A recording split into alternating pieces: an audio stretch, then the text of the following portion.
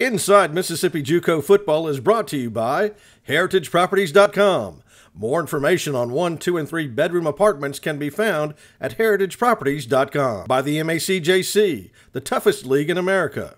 C-Spire, Farm Bureau Insurance, Mississippi Sports Medicine, EnviroTurf Services, Bank Plus, Mississippi Blood Services, Yesco Custom Signs and Lighting, and Mississippi Sports Hall of Fame and Museum.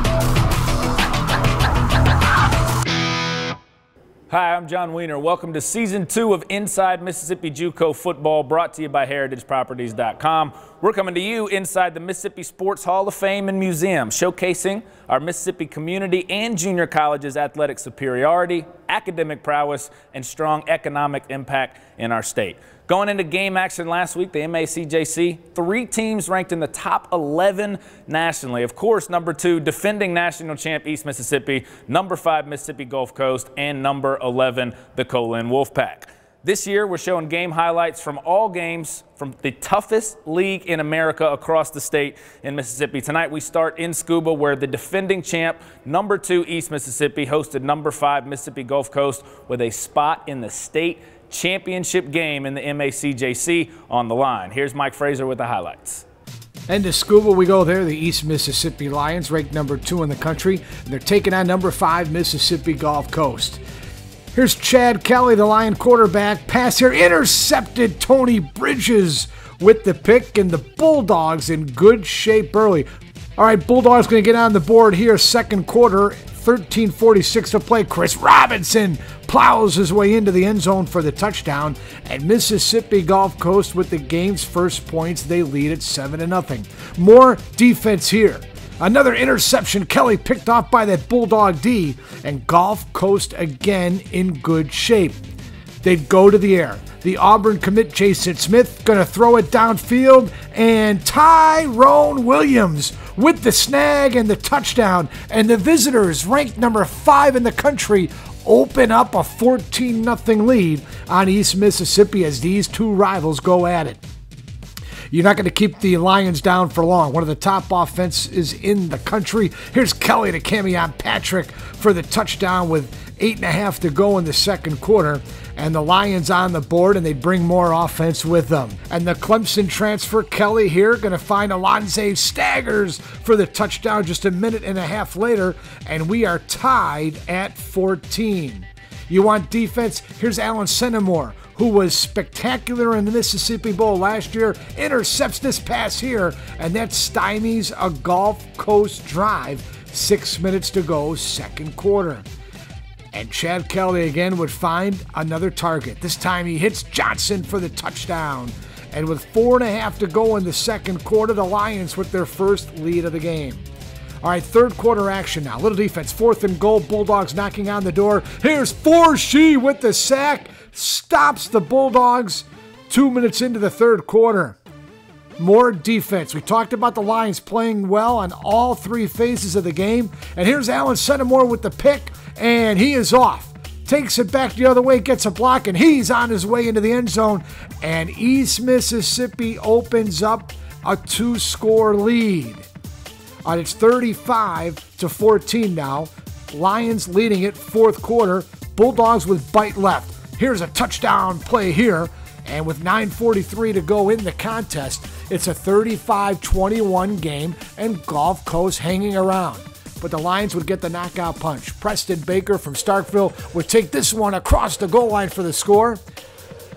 And number 2 East Mississippi Community College would beat number 5 Mississippi Gulf Coast in the state semifinal MAC-JC football playoff game, 42-21.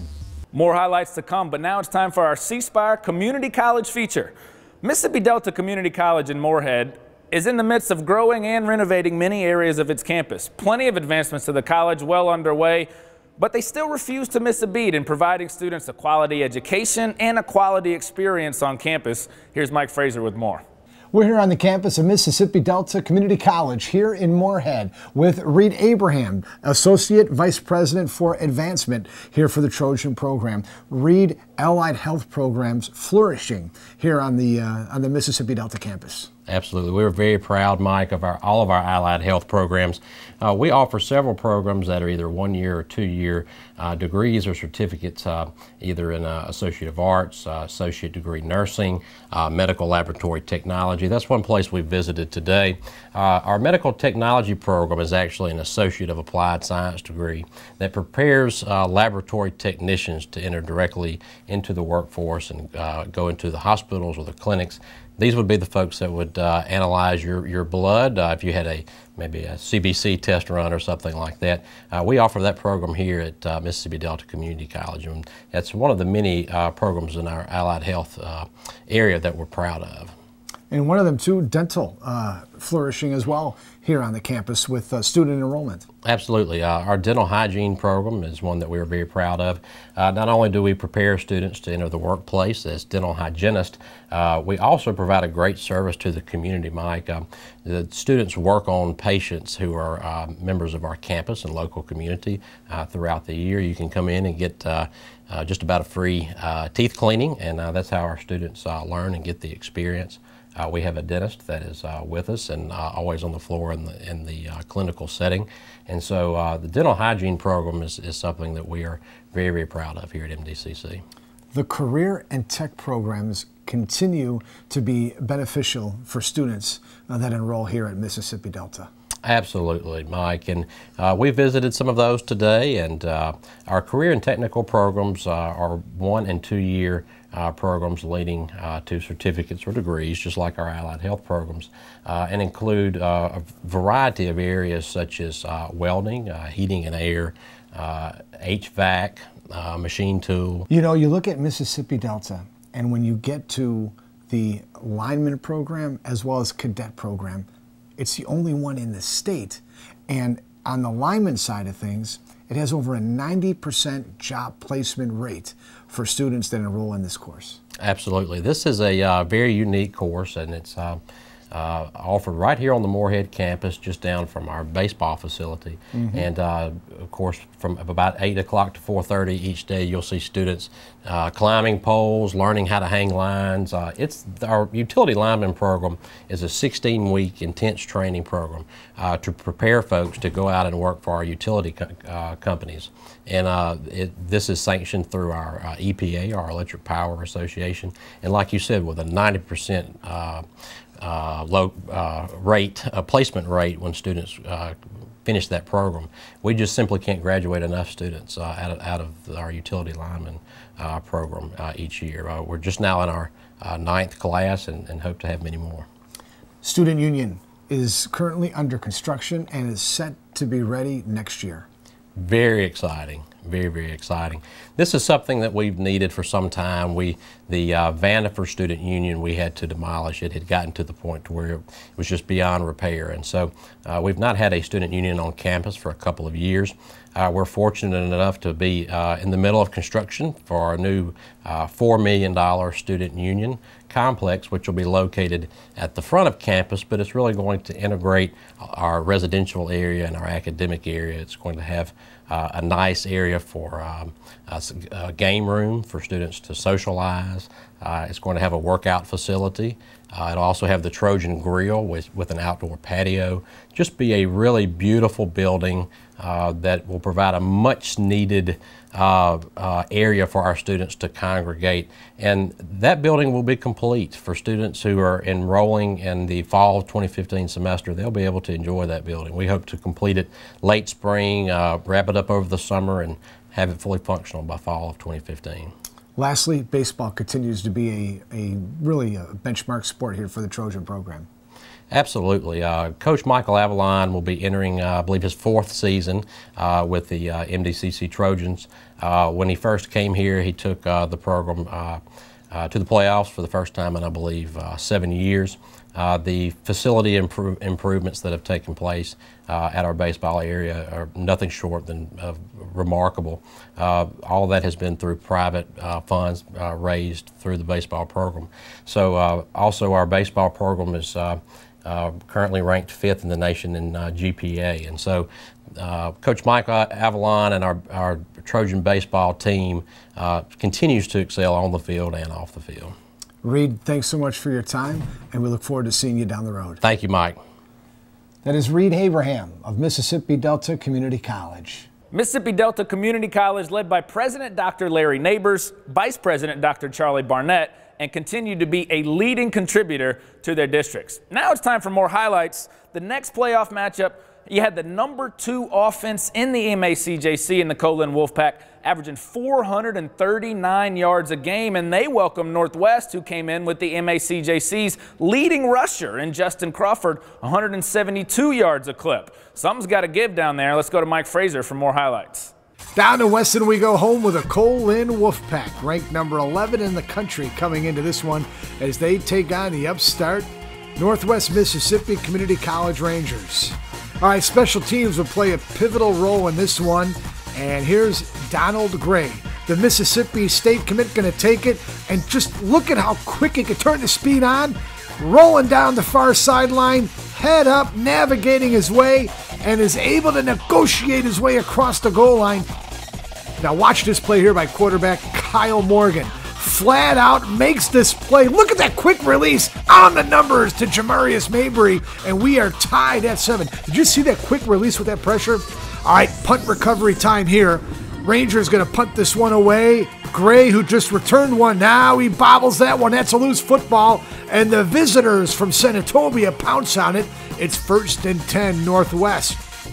Rangers on the move. They're getting close to the goal line, but Lashard Durr steps in and picks this one off. Down the far sideline he goes, bounces off a tackler, and eventually is run out of bounds after a 52-yard return. That thwarts a big Ranger drive. Here's Fitzwater. Remember this? We saw this on film earlier. Little slip screen here. DeLance Turner going to take it 33 yards, and that is a Wolfpack first down. That would lead to this, a Greg Nichols field goal. More special teams as the Rangers again going to punt. Oh wait, that's a fake. That's a fake punt. Wide open. Jacob Mabry down the sideline. He has 10, 15, 20, 27 yards and a Northwest first down. Watch Morgan here, camping in the pocket, arching spiral. He launches deep downfield, right on the money to Mabry. Touchdown, Northwest Mississippi Community College. Folks, the Wolfpack, boy, are they balanced. Here's a 38-yard run by the running back Joshua Bates that would lead to a Colin field goal. Now Morgan here in tight coverage finds, this time it's Jacob McCrary in business. What as he leaps up and makes the grab in tight coverage, that would set up Northwest in excellent field position, and they'd cash in. Here's Tavarius Johnson going to take this in for the touchdown run, and it's 20-13 Northwest with the lead. A little Ranger D here, a little weak side sack. Look at the hit here by Clark as he drills Fitzwater. Colin would add a field goal, and the score at the break would be 20-16, Northwest with the lead. Second half action now. Colin going to get the scoring started. Here's Daniel Fitzwater, number 2 in the league in passing, hits Jeremy Martin from 10 yards out. Colin with the lead, 23-20. The leading rusher of this man right here, Justin Crawford. He's off for a 47-yard run. They do not come any tougher, any better than this kid right here, Justin Crawford for Northwest. He rushed it for 176 yards on the day. That would set up the Rangers. Jim Spites would drill this field goal, and we are tied at 23 in the semifinal matchup. Here's Crawford again, touchdown run here, and it's 30-23, and Northwest back out on top. All right, here's Fitzwater now, finds Courtney Foy for 20 yards on this touchdown strike, and we are knotted at 30. A heavyweight battle in Wesson. Fitzwater now, look at this.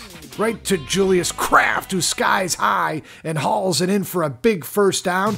That would set up Lee with this 15-yard touchdown run. And Cole Lynn up 37-30 fourth quarter. Here's the backbreaker right here. Fitzwater, up, there's that screen again. Turner's got it. And look at the real estate Delance Turner has. He is on his way, 74 yards for the touchdown. And Cole Lynn Community College able to pull away to a 2-score lead and hang on and win this football game as they go into their victory formation.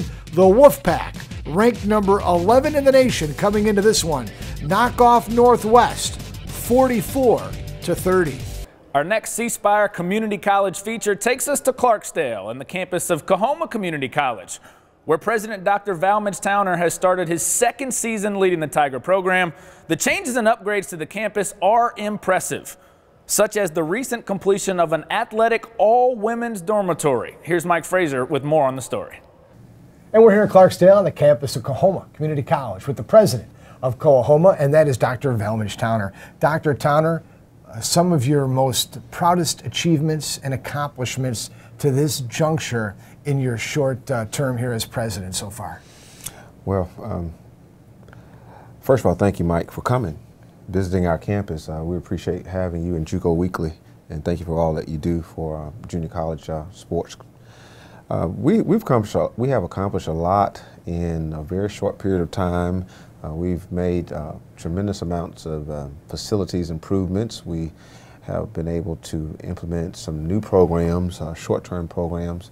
I guess singularly, though, I am encouraged in regard to the number of programs and offerings we have been able to extend to our community.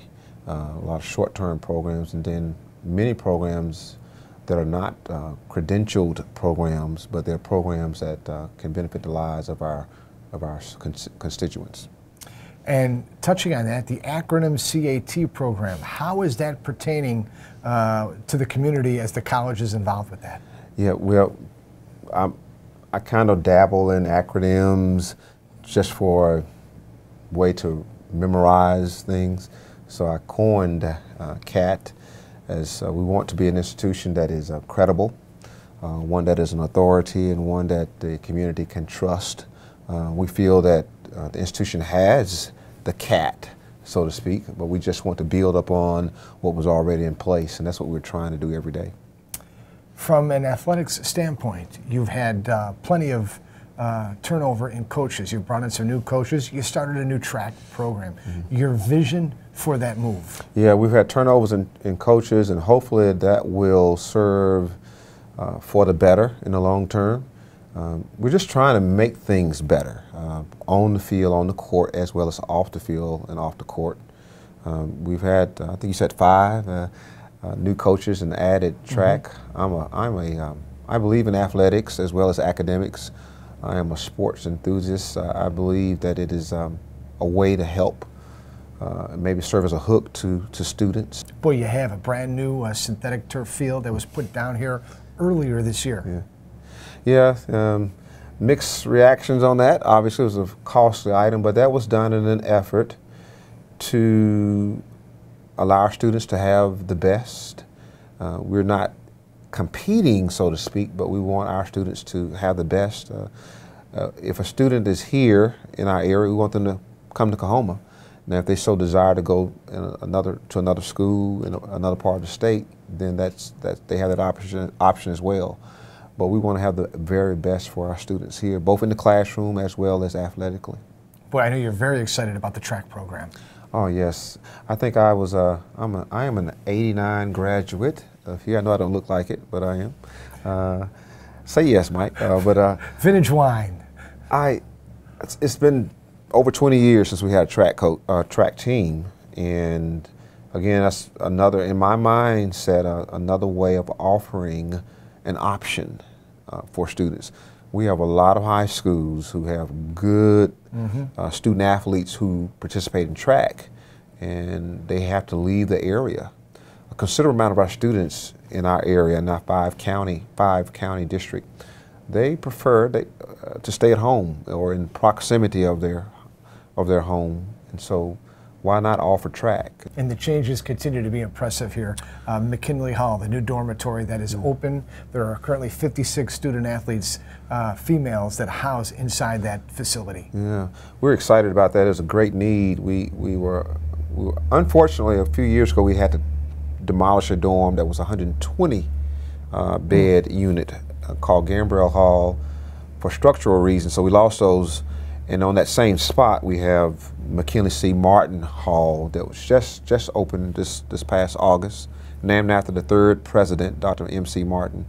So we still have not gotten back to where we were some 5 or 6 years ago, but we're halfway where we have recovered nearly half of the 120 beds that we lost. So it filled up quickly, and so we still need to try to recover that 120 that we lost. And then from an honors program standpoint, I know that is something that you have going here on the Coahoma Community College campus. Talk about that, if you would. Yeah, dream of mine, and as with so many other initiatives and programs we would like to have in place, and as I was thinking about it, which is really motivational to me, faculty members came to me and proposed that we would implement an honors program. And so it will actually take place or go into effect rather in January of 2015. Dr. Towner, thank you very much for your time. Continued success to you and the Coahoma Community College family. Thank you. Thank you for coming. That is Dr. Velmich Towner, president of Coahoma Community College. Coahoma Community College is offering more to students who want to get the most out of their academic experience with the new honors program. More information on that program can be found at coahomacc.edu. Now it's time to look at our Mississippi Sports Medicine scoreboard.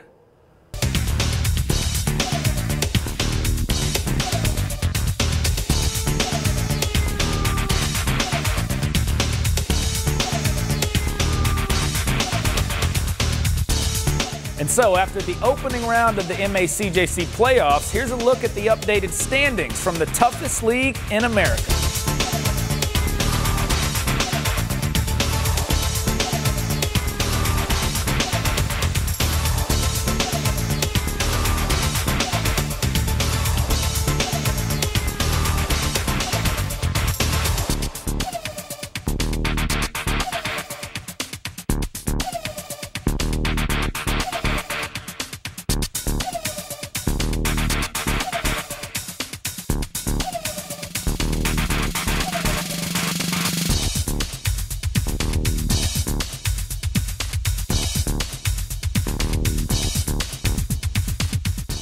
And here we go with your top players after the opening round of the MACJC playoffs.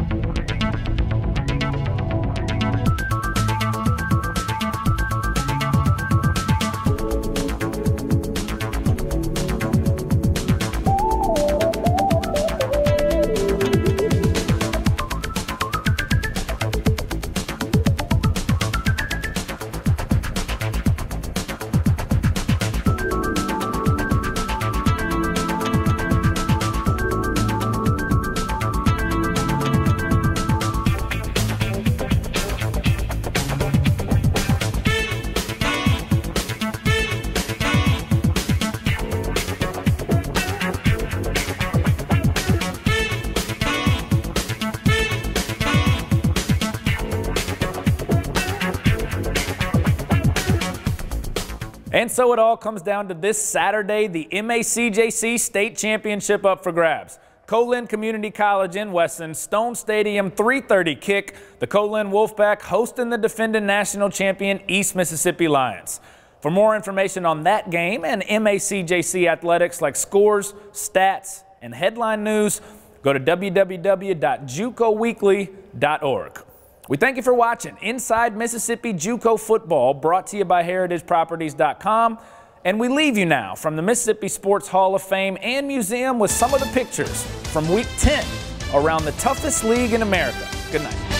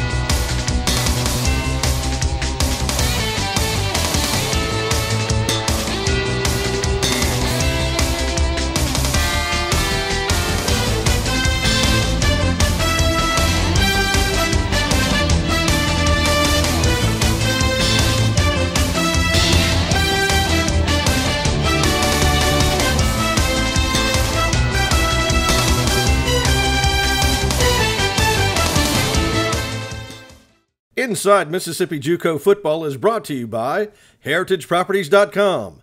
More information on 1, 2, and 3 bedroom apartments can be found at heritageproperties.com. By the MACJC, the toughest league in America.